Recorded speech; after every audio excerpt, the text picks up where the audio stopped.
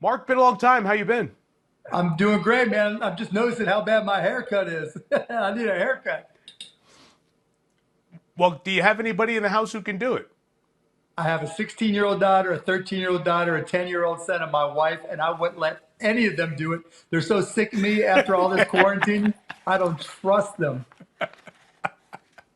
Well done. Well done. All right. Well, so what's your feeling on this Orlando July thing that Mike Bass, the league spokesman, admitted Saturday the league is approaching? What's your read and your feel on this, Mark? I mean, I'm cautiously optimistic. I think there's a good shot that it can happen, presuming that we're able to get tests. The tests are, accurate enough to meet the safety standards that the league and the Players Association set. And, we go from there. I think we're seeing some successes in other sports and other events. And I think, we're on that path. The testing. How important is it that if we're going to use testing for pro sports, that we have it for the communities as well?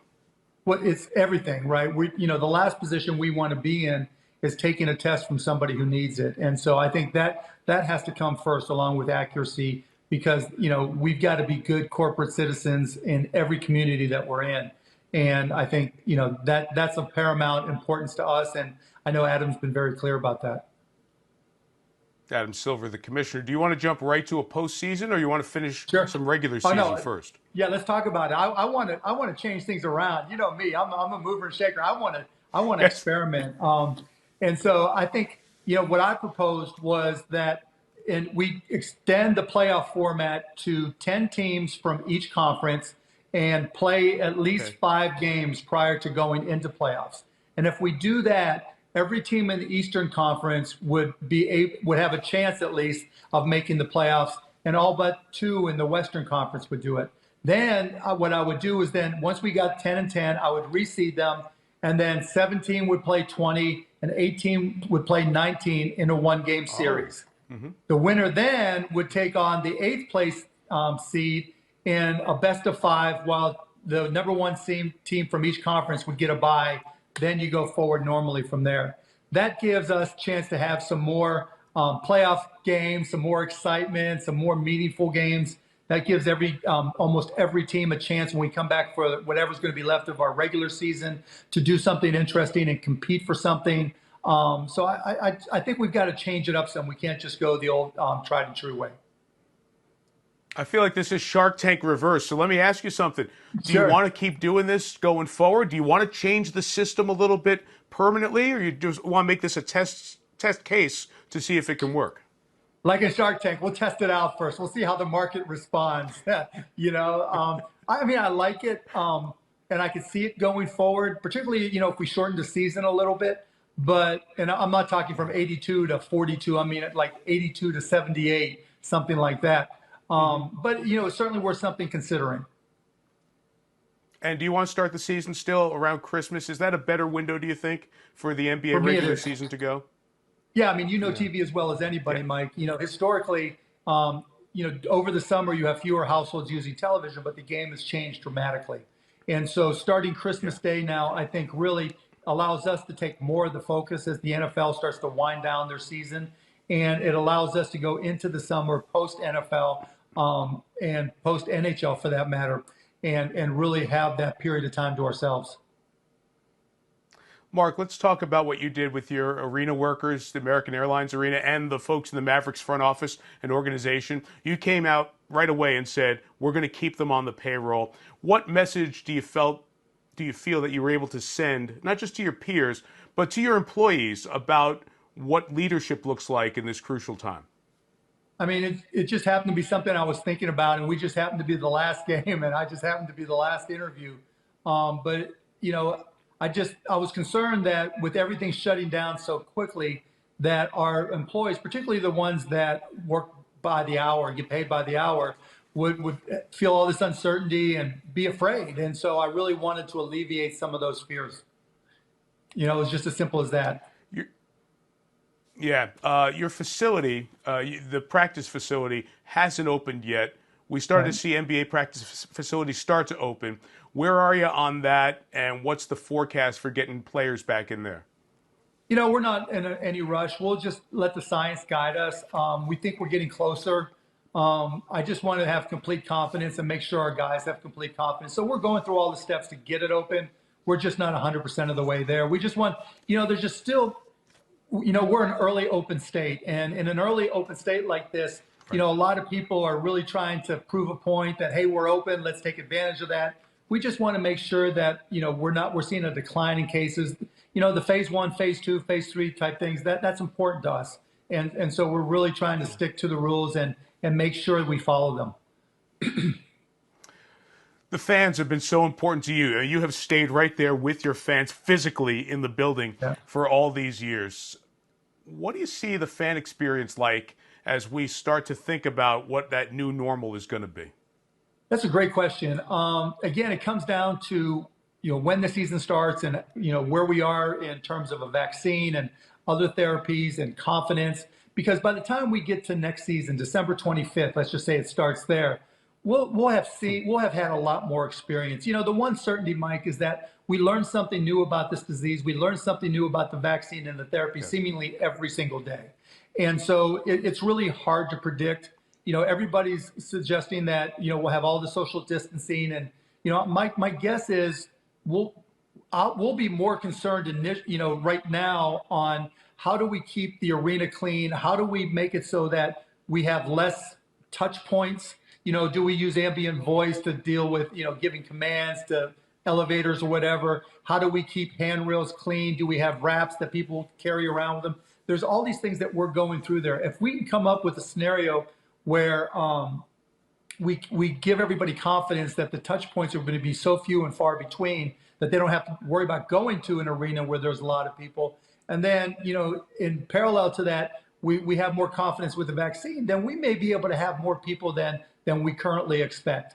If we don't have the results from a vaccine, then we'll have to introduce all the expected social distancing.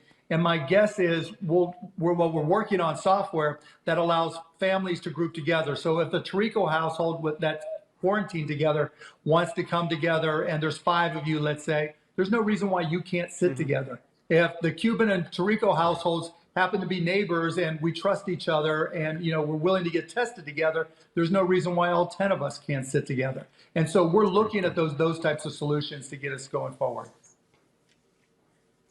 Mark, there's a lot of cost to all of this new reality in the business world. And I wanted to put the Shark Tank hat back on, if you will, here. What advice would you give to the business owners, the entrepreneurs who have that great mind that's always working, but know that the cost of startup now is going to be massive given the changes that are going to be built into this new economy?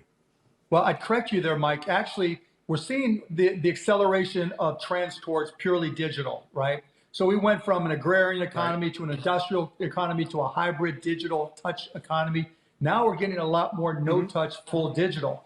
And those are actually less expensive to start. So this is a unique opportunity for any and all entrepreneurs that can come up with something that can be delivered digitally or it can be delivered physically, but using a digital interface with no touch.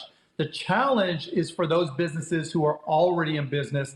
You're a restaurant, you're a retail store. How do you deal with all those upgrades? Like, again, going back to the American Airlines Center, we're looking at having to do what we did in our locker room. When we redid our locker room a couple years ago, we went to Vegas and talked to the casinos about how they filter air, all the particulations and all the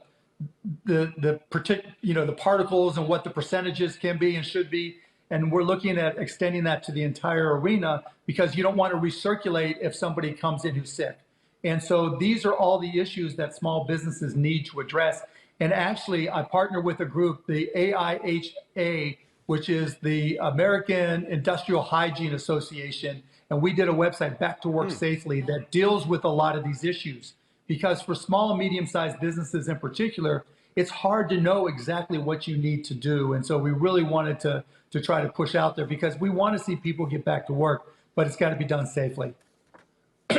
Well, it's fascinating. I absolutely appreciate being corrected there. And I think we were talking about the same type of thing because I'm thinking more of the economies that are trying to get back to the way they used to service the customer. I've heard you speak on Shark Tank about the experiential relationships and how important that can be. Maybe we have to just move our minds forward a generation to the digital generation, and there may be different experiential. Our digital experiences right now, like this interview, Right. we've Well, changed a exactly. lot of how we approach the world. This is probably the way it's going to be, and if we get there faster, as you said, maybe there'll be less cost involved and more effective ways to do business, to communicate, and to do commerce as well. Yeah, there's no question. There's some 16 or even a 61-year-old out there who's got a better vision or a unique way of doing business. And, their back's probably against the wall. They're on their last dollar and they're like, I might as well just go for it. Because, Mike, I have no doubt in my mind that today, right now, as we speak, is an incredible time to start a business. And when we look back in 10, 15 years, we're going to come to realize that 5, 10, 20, 25, who knows how many world-class, world-changing companies were created specifically because of the pandemic and specifically for the reasons you mentioned. We have to come up, or we can come up with new and better ways to do things. I love getting stuck on CNBC on a random night with Shark Tank, and I just get sucked into all the old shows. It's so much fun. Do you find that more people want to talk Shark Tank or Mavericks with you when they run into Oh, you it's wherever not you even might be? close anymore. It's not even close, Mike. Everywhere, if someone's Really? pitching me an idea, people run me down on the streets, or used to anyways. That would be scary, but, hey, my son or daughter do this, Right. this, and this. And that's why I do the show. I mean, we're still one of the top shows watched by families together, Friday nights on ABC. Yeah. And, it sends a message that even through all this, the American dream is alive and well. And again, we're going through this business reset, this economic reset, and that makes it the best time ever to create a new company. What's it been like to be home, other than the lack of a haircut? I saw some of the dancing that you were trying to figure out. Have you gotten better at the household chores? I know you mentioned Oh, that come as on. well. No, no, wait. No, watch these moves, right? There we go. Come on. Here we go. Oh, no, here comes the Kodak Black. Here comes the Kodak. There's the move right there. There it is.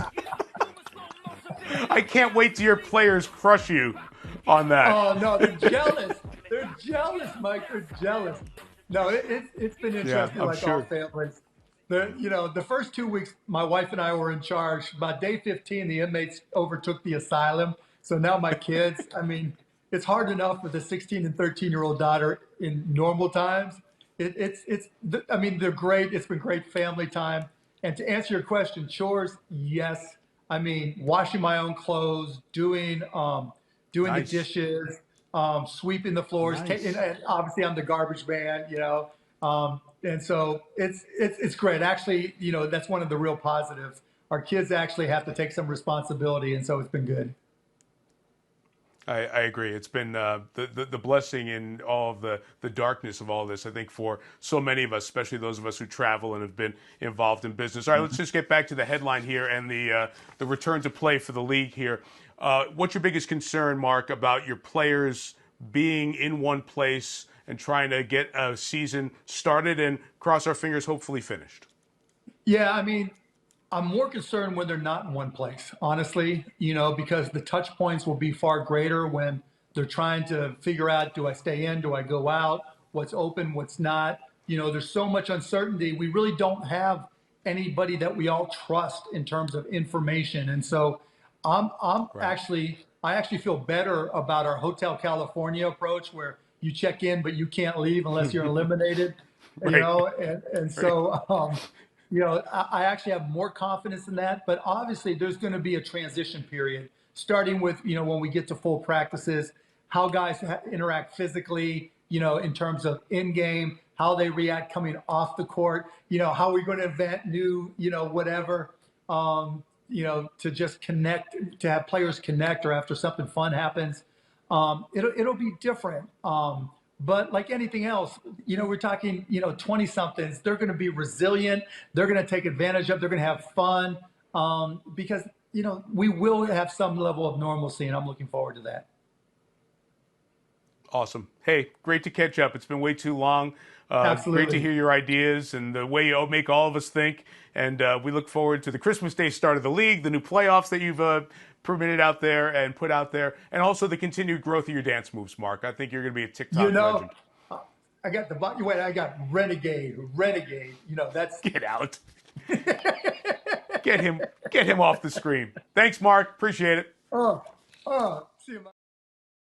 Hi, I'm Mike Tirico, and thanks for watching. Make sure to hit subscribe for the latest news and highlights from NBC Sports.